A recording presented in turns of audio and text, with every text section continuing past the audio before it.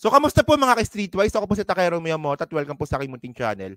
So, mga kababayan, ito no, kanina, actually balita to kanina pagkakaalam ko eh.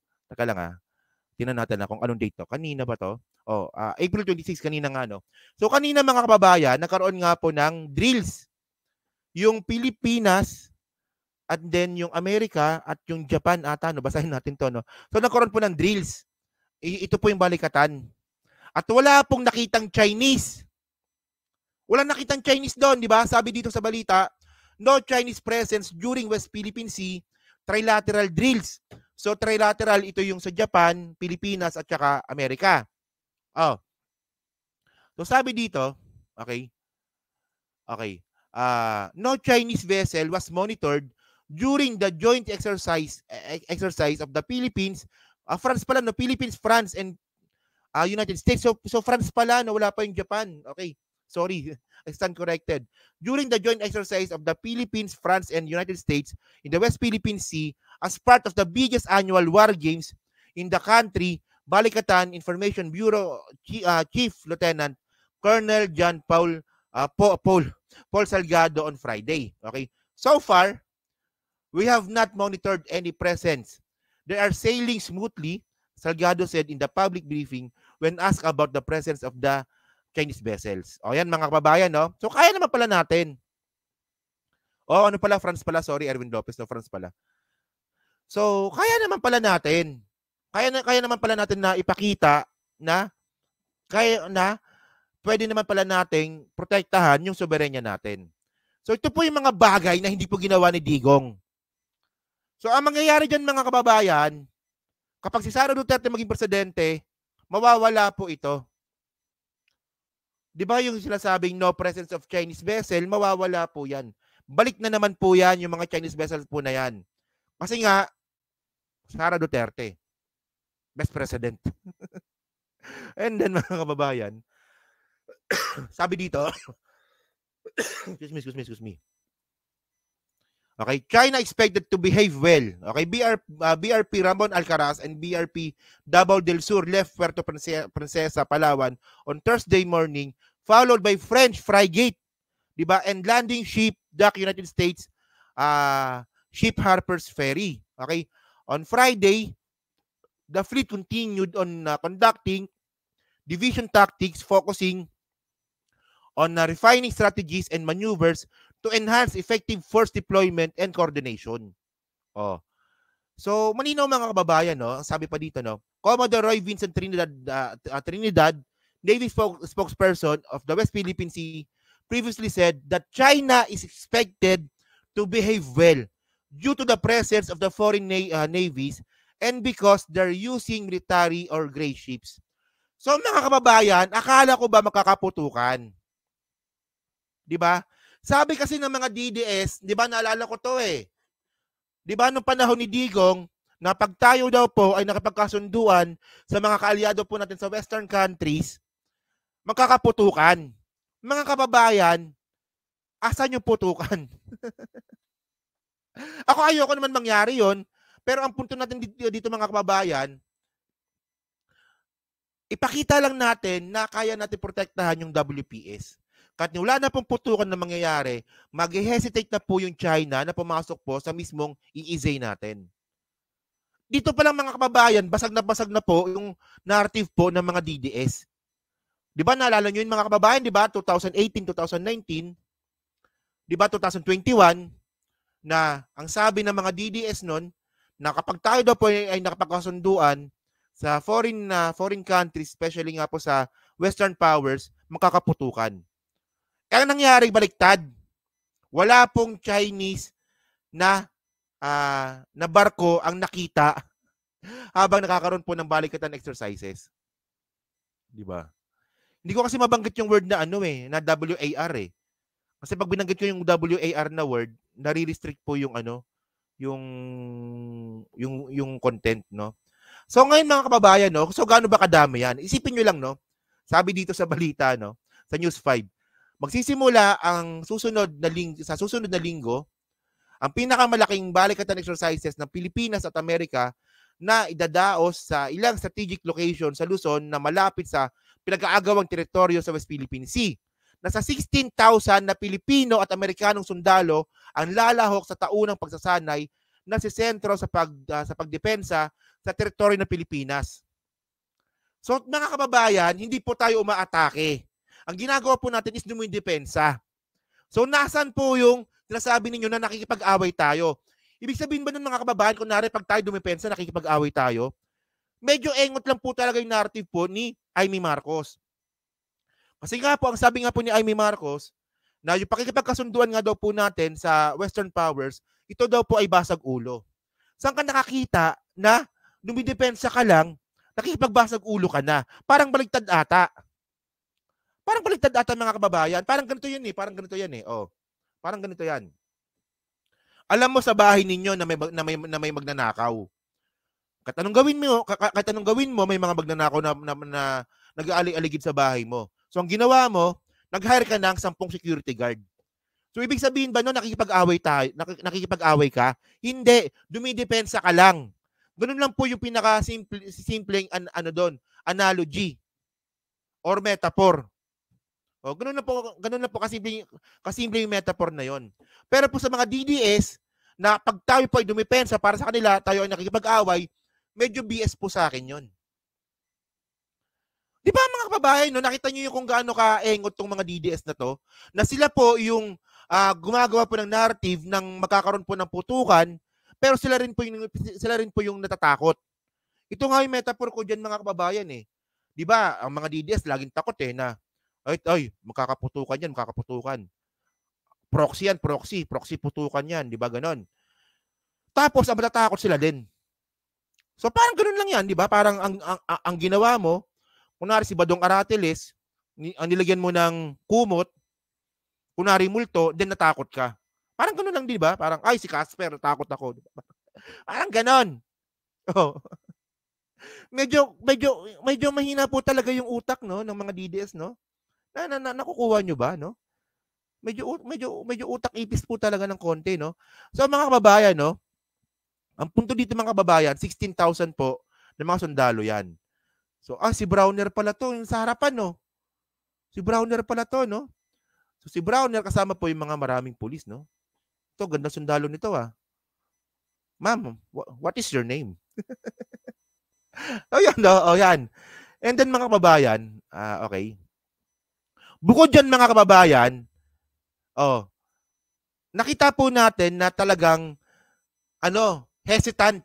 Nag-hesitate na nga po talaga yung China dito. So, paano pa ngayon dito?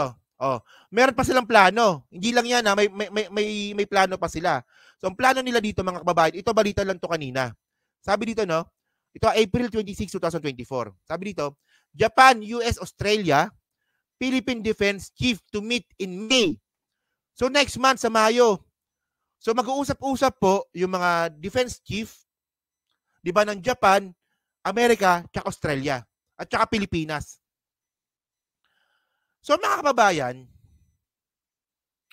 kunwari kayo yung China, papalag pa ba kayo? Wala na kayong ibang pwedeng magawa dito kundi mandarag na lang. Mandadarag ka na lang yan, mandadarag ka na lang. Kunwari matapang ka, pero isipin mo mga kababayan, no? Japan, US, Australia, Pilipinas, isama mo pa diyan yung G7. Yung G7, tapos yung India, tapos yung EU. Isama mo pa yung EU. Anong magagawa ng China dito? 'Di ba? Kung Pilipinas at China lang 'yan, kawawa talaga tayo. Pero mga kababayan, ang punto natin dito, bakit hindi ginawa ito ni Digong? Kaya naman pala natin gawin, pero bakit hindi ginawa ni Digong? Kaya ako mga kababayan, hindi ako naniniwala sa sinasabi at narrative ng mga DDS na ginawa ayan ni Digong, yung strategy na yan sa China, kasi ayan po ang nakakabuti. Hindi po ako naniniwala doon. Ito pala kaya naman pala natin gawin eh. Isipin nyo lang mga kababayan, kung nung panahon ni Digong ginawa niya to, di wala nang masyadong problema si PBBM ngayon. Palitada na lang. Di ba? Ang pinoproblema na lang malamang ni PBBM ngayon, kung paano tayo magtatayo ng mga oil refinery sa Recto Bank, sa Reed Bank. Wala eh. Back to zero tayo eh. Tapos gusto niyo pa maging presidente si Sara Duterte? Ay, ewan ko lang, no?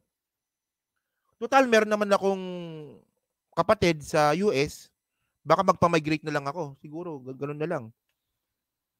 Di ba? Kung si Sara Duterte magiging presidente. So, kung sakali man na si Sara maging presidente, obserbahan ko muna. Mga 1 year. Obserbahan natin, Sara. 1 year. Sige, support natin. Majority vote, Sara Duterte. Sige, okay lang yan. Pero kung ang gagawin lang naman ni Sara Duterte ay taliwa sa ginagawa ni PBBM doon, papa-migrate na lang ako. Di nga. Ay, so meron pa tayong 4 na taon mga kababayan para pigilan po ang isang boba na Sara Duterte na maging presidente. so sabi dito, no? Sabi ito pala to, no? Okay. Japanese Defense Minister Minoru Kihara said Friday he is set to hold a meeting with his counterparts from the United States, Australia, and the Philippines in Hawaii. Sa Hawaii pa pala, no? Early next month amid China's increasing maritime assertiveness in the Indo-Pacific. Oh, yan na, malinaw Malinaw. Ang pinaka-reason ng kanilang meet-up or meeting dahil po sa China. Di ba? Oh. So mga kababayan, ito po ay kasi isipin niyo na naman ng mga bitter diyan. Di ba? Ano ba nangyari diyan? Bakit ganoon nangyari? Oh. So kaya po kasi nangyari po 'yan dahil po sa EO po ni PBBM. Kung maalala po natin, di ba, nung meron pong naaksidente na 3 Navy personnel sa West Philippine Sea nung resupply mission. Di ba, naalala nyo naman yun, di ba? So, bigla-bigla po naglabas po ng EO number 57 si PBBM. Ayan, no? EO number 57, strengthening the Philippines maritime security and maritime domain awareness. So, ito nga po yung plano po ni PBBM. So, ibig sabihin nun mga kababayan, yung EO number 57 na yan, kumikilos na po ngayon, gumagalaw na po ngayon. Ayan eh. Ang pumirma dito, si Bersamin. Si Bersamin nga pumirma dito, si Bersamin nga, no? Okay. So ngayon mga kababayan, ito gusto ko lang tong puntahan tong topic na to eh. Okay. Besides nga po dyan sa balikatan po na yan, nagbigay din po ng aid, di ba? Okay. So $500 million po na aid galing po sa Amerika. Okay. Actually nabigay na to eh. 500 million.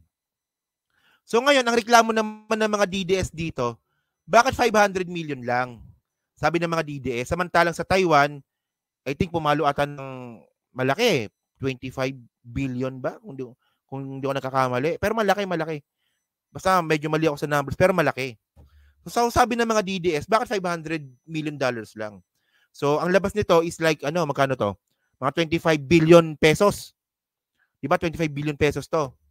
So mga kababayan, kunwari, kung kayo yung Amerika, magbibigay ba kayo ng malaking pera sa Pilipinas kung ang alam ninyo na hindi po stable ang politika at ang pulisiya ng Pilipinas? Hindi po kasi stable ang politika sa Pilipinas. Hindi po kasi stable yung pulisiya ng Pilipinas. Depende po yan sa presidente. Di ba? Depende po yan sa presidente. Oo nga, sorry, nakalimutan ko. $500 million every fiscal year. So, every year. Ganun mangyayari yan. So, ang labas nito, $2 billion hanggang si PBBM yung presidente. So, ganun lumalabas, no? So, ngayon mga kababayan kasi, kunwari kung ako naman yung US, hindi po ako magbibigay ng pera sa Pilipinas ng ganung kalaki, especially na ang lumalabas sa survey po, ito, number 1 si Sara Duterte. Visit na mukha. Nainis talaga ako sa mukha nito. Hindi nga, sa totoo lang, nainis ako sa mukha nito. Isipin nyo na mga kababayan, kunwari kayo yung Amerika, na isipin naman, di ba, ay 4 na taon lang si BBM, 4 na taon lang yon. So pag umalis si PBBM, hindi sigurado at hindi certain yung magiging bagong pulisiya ng Pilipinas. O di ba? So kaya nga po hindi po makapagbigay ng full support yung Amerika sa Pilipinas kasi nga po, meron pong boba na magiging presidente. Posibleng maging presidente ang Pilipinas. Diba? So meron pa tayong 4 na taon para siraan si Sara Duterte. Sabihin ko na, sisiraan ko na talaga. Sabihin ko na, for the sake of the Filipino people, aaminin ko na, sa 4 na taon, sisiraan ko si Sara Duterte. Hindi nga, seryoso. For the sake of the Filipino people, for the sake of our sovereignty at saka sa West Philippine Sea, ilalaan ko yung 4 na taon para siraan si Sara Duterte. Alam kong delikado, alam ko na medyo toxic, pero ito naman po, baka naman kasi maging effective. Baka mapigilan natin ang isang boba at pro-China na maging presidente. Di ba?